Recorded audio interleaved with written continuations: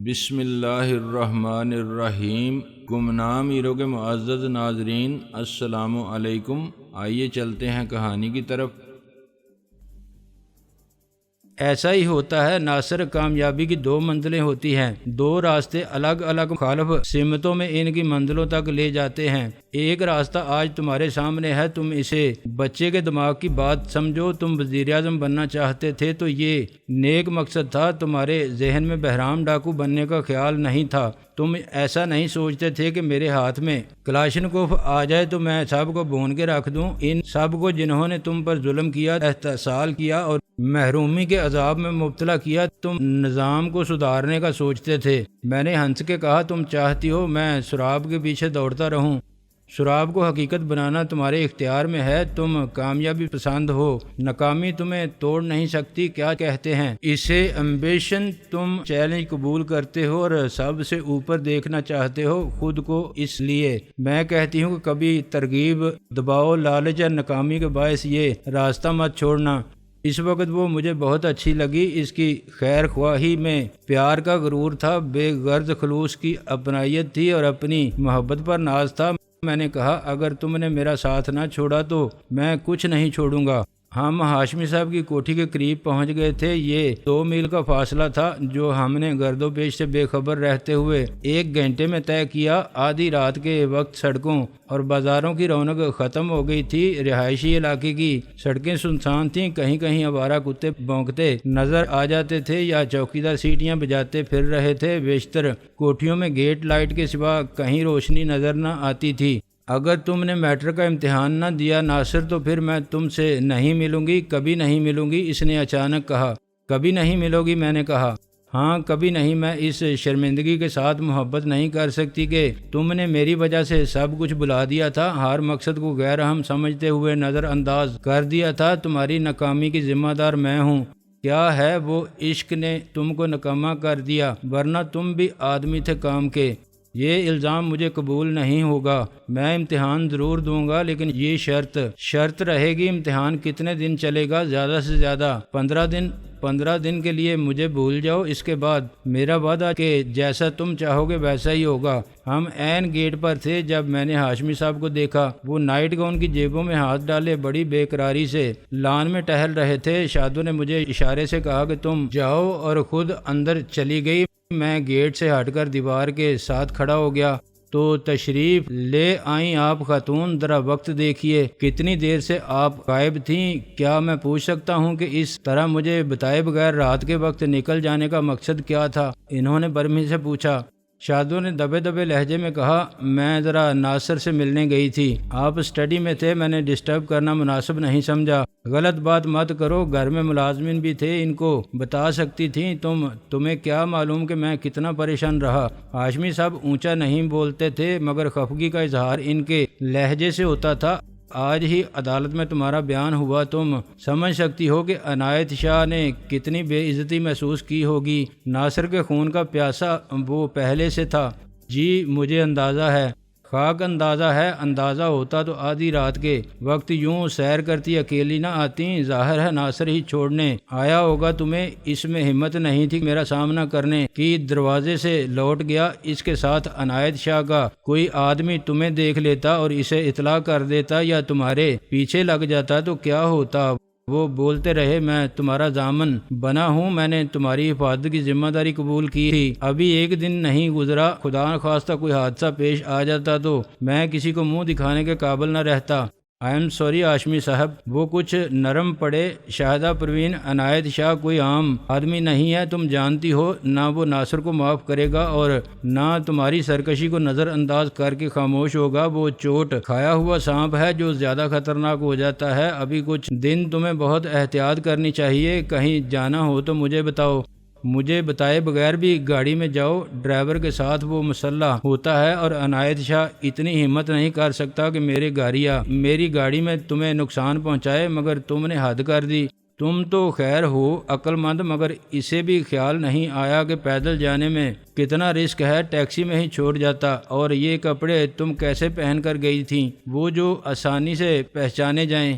میں غصے کی کیفیت میں اندر ہی اندر پیچ و تاب کھا رہا تھا۔ کئی بار میں نے اندر جا کر ہاشمی صاحب کو کھری کھری سنانے کی خواہش پر بڑی مشکل سے قابو پایا۔ آخر وہ کون ہوتا ہے؟ اس لہجے میں شادو کو ڈانٹ ڈپٹ کرنے والا، اس نے حفاظت کی ذمہ داری لی ہے۔ شادو کو قید میں رکھنا حفاظت نہیں ہے۔ شادو اگر اپنے باپ کا گھر چھوڑ سکتی ہے تو ہاشمی صاحب اسے زبردستی گھر میں کیسے رکھ سکتے ہیں؟ عدالت نے اسے آزادانہ زندگی اپنی مرضی سے گزارنے کی اجازت دی تھی اور مصلحت کا تقاضا تھا کہ وہ ہاشمی صاحب کے گھر میں رہنے سے ان شکوک و شبہات کی نفی کر دے جو اس کے اور میرے تعلق کی بنا پر شاہ جی کے بیان سے پیدا ہوئے تھے۔ شادو کا یہ ثابت کرنا ضروری تھا کہ نہ اس کے ناصر سے غلط مراسم تھے، نہ ناصر نے اس کو اغوا کیا اور نہ وہ اس کے ساتھ گھر سے نکلی۔ ہاشم صاحب کے گھر میں رہنا شادو کی مجبوری نہیں تھی، لیکن ہاشمی صاحب کے خدشات بھی بے بنیاد نہیں تھے اور ان کی پریشانی بے سبب نہیں تھی، ان کی ناراضی برحق تھی۔ شادو نے باقی اکیلے گھر سے نکل کر ایک جذباتی بے وقوفی کی تھی تو میں نے اس کے ساتھ 2 میل کا فاصلہ اتنی بے خوفی سے پیدل طے کر کے زیادہ بڑی حماقت فرمائی تھی۔ وہ تو وقت ایسا تھا جب شاہ جی کی فقیر پور سڑکوں پر سرگرداں نہیں تھی، ورنہ ہم پہچانے جاتے۔ یہی سب سوچ کے میں نے خود کو روک لیا اور خون کے گھونٹ پی کے خاموش رہا۔ غصہ مجھے شادو پر بھی آیا جو میرے سامنے خوب بولتی تھی اور اپنے ہر بات منوا لیتی تھی۔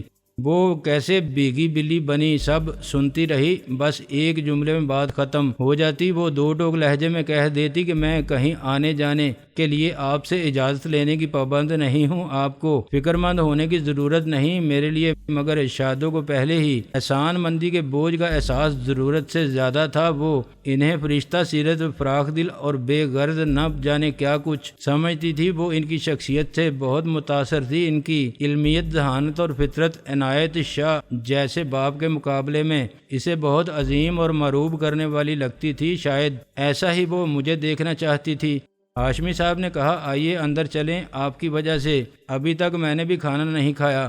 کھانا تو میں نے بھی نہیں کھایا، چلیے۔ میں شادو کی بات پر حیران کھڑا رہا۔ ہیر کے سامنے اس نے کہا تھا کہ وہ کھانا کھا کے آئی ہے، کیا یہ جھوٹ شادو نے اس لیے بولا تھا کہ اسے کھانا واپس جا کے ہاشمی صاحب کے ساتھ کھانا تھا؟ وہ وہاں کھانا کھا لیتی تو دوسری دفعہ ہاشمی صاحب کے سامنے کچھ نہ کھاتی، اتنا خیال تھا اسے ہاشمی صاحب کے جذبات کا۔ اس نے زردہ صرف چکھ کر چھوڑ دیا تھا۔ وہ ہمارے ساتھ خوشی کی ایک تقریب میں شریک نہیں ہوئی تھی۔ میں شادو کے خلاف غصے اور ہاشمی صاحب کے خلاف نفرت کے جذبات میں بھرا ہوا گھر پہنچا اور بستر پر لیٹ کے چھت کو گھورتا رہا۔ رئیس پہلے ہی گہری نیند میں تھا، ورنہ وہ مجھ سے کچھ بھی پوچھتا میں اپنا سارا غصہ اس پر نکالنے کے لیے اس سے لڑ پڑتا۔ میں بہت دیر تک اپنا خون جلاتا رہا اور سونے کی ناکام کوشش میں مصروف رہا۔ میں نے ڈاکٹر مشہود کی بیگم کو سکون آور گولیاں کھاتے دیکھا تھا۔ اس وقت مجھے خیال آیا کہ یہ گولیاں میری مدد کر سکتی ہیں، پھر میں نے خود ہی اس خیال کو مسترد کر دیا۔ اگر ابھی سے میں نے ایسے مصنوعی سہاروں پر جینے کی عادت ڈال لی تو پھر ساری زندگی میں کسی نشے باز کی طرح معذور اور محتاج رہوں گا۔ ابھی تو میرے مسائل بھی ایسے نہیں، بہت کچھ ٹھیک ہو گیا ہے اور جو باقی ہے وہ بھی ٹھیک ہو جائے گا۔ مجھے شادو کی باتوں پر ٹھنڈے دل سے غور کرنے کی ضرورت ہے۔ شادو میری خیر خواہ ہے اور میرے ساتھ ہے، پھر پریشانی کیسی؟ بالآخر میری کوشش کارگر ہوئی اور رات کے آخری پہر نیند کی مہربان آغوش نے مجھے ذہنی انتشار سے نجات دلا دی۔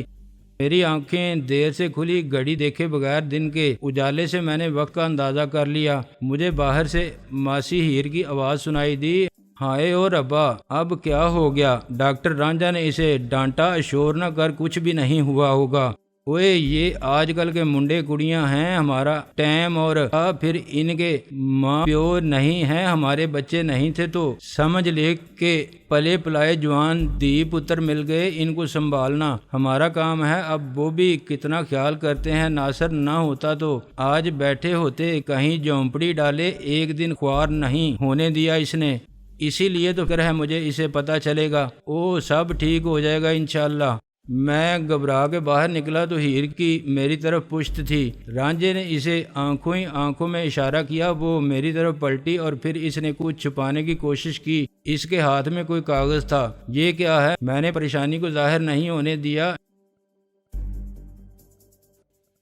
ایس پی، ایسا لگتا ہے کہ ذاتی طور پر بھی تم میری گرفتاری کا اعزاز حاصل کرنے کے لیے بے چین ہو۔ اس نے جذبات سے عاری لہجے میں کہا، سر ہم آرڈر پر عمل کرتے ہیں، کل آپ آرڈر کرو گے، کل کی بات مت کرو۔ بیرسٹر سلطان محمود نے آگے بڑھ کے کہا، مجھے دکھاؤ یہ وارنٹ۔ غلام محمد نے وارنٹ ان کو دکھا دیے۔ ظاہر ہے وارنٹ غلط نہیں ہو سکتے تھے، ورنہ وہ اتنے اعتماد کے ساتھ نہ آتا۔ ہم غیر قانونی کام نہیں کرتے۔ میں نے کہا، ریئلی مجھے بڑی خوشی ہوئی یہ جان کے ملک کو تم جیسے فرد شناس اور ایماندار افسروں کی سخت ضرورت ہے۔ ویسے کیا تمہیں کچھ یاد ہے؟ زیادہ پرانی بات نہیں ہے، اس لیے یاد ہوگی، اس سے پہلے بھی تم میرے گھر پر آئے تھے۔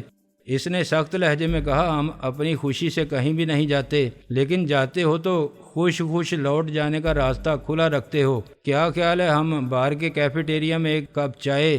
جی نہیں، میں وقت ضائع نہیں کر سکتا، مجھے افسران بالا کو بتانا ہے کہ گرفتاری کس وقت عمل میں آئی۔ اس نے کہا، کیا گرفتاری کے لیے ہتھ کڑی لگانا بھی انہی افسران کے حکم پر ضروری ہے؟ بیرسٹر سلطان محمود نے کہا، وکیل صاحب آپ جرم کی نوعیت سمجھنے کے باوجود ایسا سوال کرتے ہو، یہ دوہرے قتل کی واردات ہے، کوئی سیاسی مقدمہ نہیں ہے۔ وہ بولا، اس کا موڈ بہت واضح تھا، آج وہ مکہ کی بات بھی سننے پر راضی نہیں تھا۔ اس وقت میں بے اختیار نہ ہوتا تو مجھ سے ایک اور چیک وصول کرنے کا موقع نہ گنواتا۔ وہ افسران بالا کی وجہ سے مجبور تھا۔ افسران بالا کیوں مجبور تھے؟ اس سوال کا جواب شاید مجھے کوئی نہ دیتا، چنانچہ میں نے اپنے ہاتھ آگے بڑھا دیے اور سپاہیوں نے ہتھ کڑی لگا کے مجھے گاڑی میں بٹھا دیا۔ اس وقت تک میرے تھوڑے بہت حامی شرمندگی سے بچنے کے لیے غائب ہو گئے تھے۔ مخالفین ابھی تک کافی تعداد میں موجود تھے، کچھ خوشی سے ناچنے لگے اور حلق سے گیدڑوں جیسی آوازیں نکال کے چلانے لگے،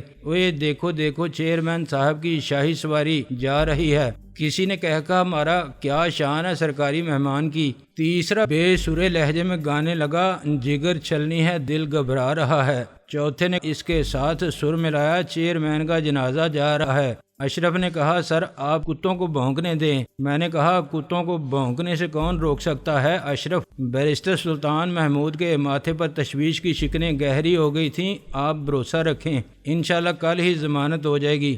گاڑی چلنے لگی تو مخالفوں کے ہجوم سے قریشی اور شمس صاحب کا مسکراتا چہرہ برآمد ہوا۔ شاید وہ اسی لمحے کے انتظار میں ابھی تک رپوش تھے۔ گزشتہ رات اپنی معطلی اور برطرفی کے احکامات انہیں رئیس نے زبردستی وصول کرا دیے تھے اور اس وقت ان کے لیے اخبارات کو تردیدی بیان جاری کرنا یا پریس کانفرنس بلانا ممکن نہیں تھا۔ وہ فوری طور پر عملی اقدامات میں مصروف ہو گئے۔ رات بھر میں انہوں نے میرے سب مخالفین سے رابطہ کیا۔ ان میں کلیدی کردار ادا کرنے والے یوتھ فورس کے باغی اور مشتعل نوجوان تھے، جن کو پارٹی سے صاف کرنے کا فیصلہ کر کے میں نے سب سے بڑی غلطی کی تھی۔ ان کا ساتھ عمر دراز گروپ نے بھی دیا تھا اور طاقت کے توازن کا پلڑا ان کی طرف جھکتا دیکھ کے راتوں رات بے پیندے کے سارے لوٹے بھی ادھر ہی لڑک گئے تھے۔ انہوں نے اصول، قانون، شرافت اور اخلاق کو بالائے طاق رکھتے ہوئے بدمعاشی اور طاقت کے بل پر پارٹی آفس کا قبضہ حاصل کر لیا تھا اور بیوروکریسی کی ڈوریاں بھی ہلا دی تھیں۔ وہ ایسا کرنے میں حق بجانب تھے۔ میں نے ان کے ساتھ کون سا شرافت کا سلوک کیا تھا؟ شمس نے میری طرف دیکھ کے 2 انگلیوں سے وی کا نشان بنایا۔ اخباروں کے رپورٹروں اور فوٹوگرافر عدالتی فیصلے کے بعد بھی موجود تھے اور اگر پولیس نہ آتی تو وہ مجھے گھیر کر اس صورتحال میں میرے تاثرات معلوم کرنے کی کوشش ضرور کرتے۔ ان کے قریب آنے کی کوشش بھی پولیس نے ناکام بنا دی، مگر دور سے انہوں نے میری رخصتی کے منظر کی قابل دید تصاویر اتاری۔ انہوں نے شمس اور قریشی کی تصویریں بھی اتاری۔ ان کے فتح کے اشارے کا جواب بھی میں نے خالص سیاسی لیڈروں کے انداز میں منافقت سے مسکراتے ہوئے دیا۔ وہ وی فار وکٹری سب یہی کہتے ہیں تو میں ابھی سے کیوں مایوسی کا اظہار کروں؟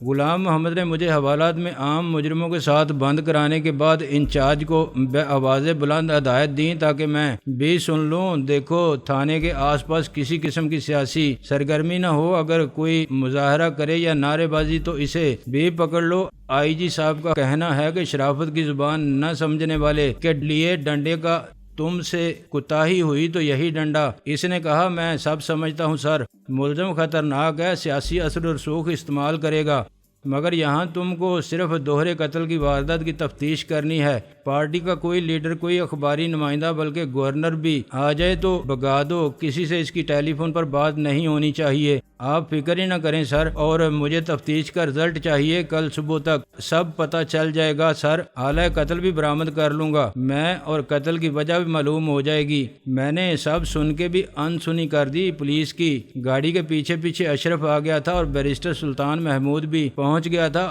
اشرف کو انہوں نے تھانے کے اندر ہی نہیں آنے دیا، مگر بیرسٹر سلطان محمود سے ایس پی غلام محمد کی بہت گرما گرمی ہوئی۔ اس نے دھمکی دی مجھے اپنے موکل کے خلاف جھوٹا مقدمہ بنانے کے کیس میں ملاقات کی اجازت نہ دی گئی تو میں ابھی ہوم سیکرٹری، وزارت داخلہ اور وزیر اعظم سے صدر تک سب کو فیکس بھیج دوں گا۔ آئی جی صاحب کا نام لے کر مجھے مت ڈراؤ، میں یہاں سے سیدھا اس کے آفس پہنچ جاؤں گا، اور وہاں نہ ملے تو گھر کیا سمجھتے ہو آخر تم مجھے؟ غلام محمد کچھ نرم پڑا۔ چلیں آپ ان سے فون کرا دیں تو میں آپ کو اجازت دے دوں گا، ابھی تو مجبوری ہے۔ کیسی مجبوری ہے؟ کس قانون قاعدے کے تحت کر رہے ہو تم یہ سب کارروائی؟ سلطان محمود بگڑ گیا۔ یہاں جتنے حوالات ہیں کیا ان سے کوئی ملنے نہیں آتا؟ پیسے لے کر ملاقاتیں کراتے ہو تم دن رات۔ اچانک اس کی آواز میں ایک زنانہ آواز شامل ہو گئی۔ یہ کیا ہنگامہ ہو رہا ہے سلطان صاحب؟ عدالت کے بجائے آپ تھانے میں بھی لڑنے لگے؟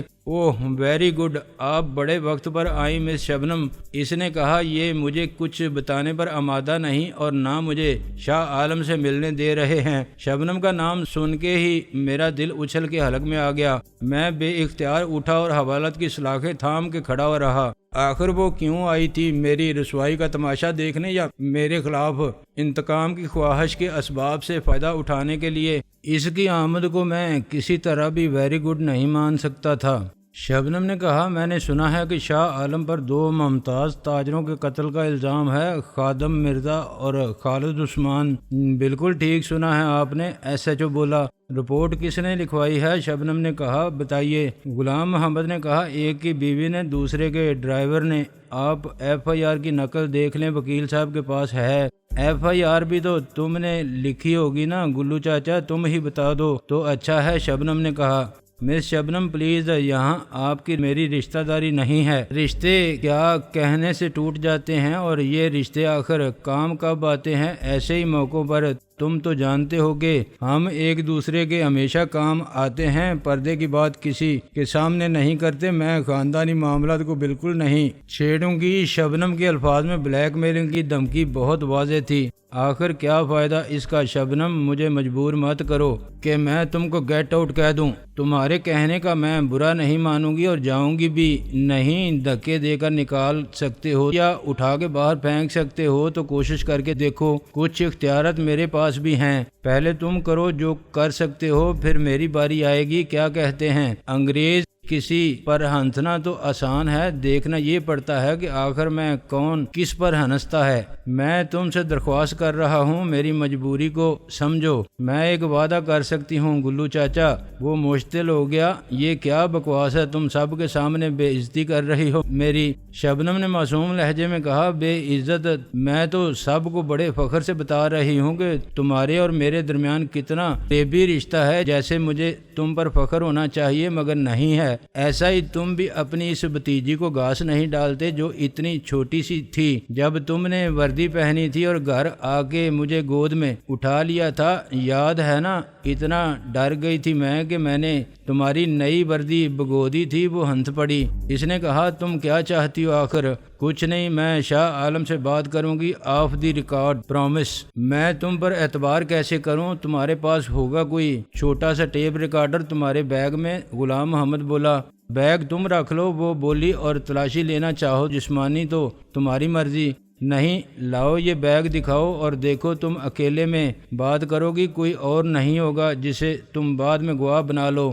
بیرسٹر سلطان محمود نے احتجاج کیا۔ میں پوچھتا ہوں یہ کہاں کا قاعدہ قانون ہے کہ صحافی کو اجازت دی جائے اور وکیل کو روک دیا جائے؟ کیا حیثیت ہے اس ایف آئی آر کی جب نہ کسی کی لاش ملی ہے؟ لاش بھی مل جائے گی، تفتیش میں سب پتہ چل جاتا ہے۔ کل رات شاہ عالم خادم مرزا کے ساتھ تھا، کسی کاروباری معاملے میں ان کا جھگڑا ہوا۔ شاہ عالم نے خادم مرزا کے ڈرائیور اور باڈی گارڈ کو مارا، ناک آؤٹ کر دیا اور خادم کو زبردستی اپنے ساتھ لے گیا۔ مجھے ہنسی آتی ہے تمہاری بات پر، شاہ عالم نے کیسے ناک آؤٹ کر دیا 2 افراد کو، ان میں سے ایک باڈی گارڈ تھا، وہ مسلح بھی ہوگا، وہ جوڈو کراٹے جانتا ہے، ماہر ہے مارشل آرٹ کا۔ شبنم ہنس پڑی، اچھا یہ تو خود شاہ عالم کے لیے بھی انکشاف ہوگا کہ وہ مارشل آرٹ کا ماہر ہے۔ ہنسنے کے بجائے اس سے پوچھنا کہ یہ سچ ہے یا جھوٹ۔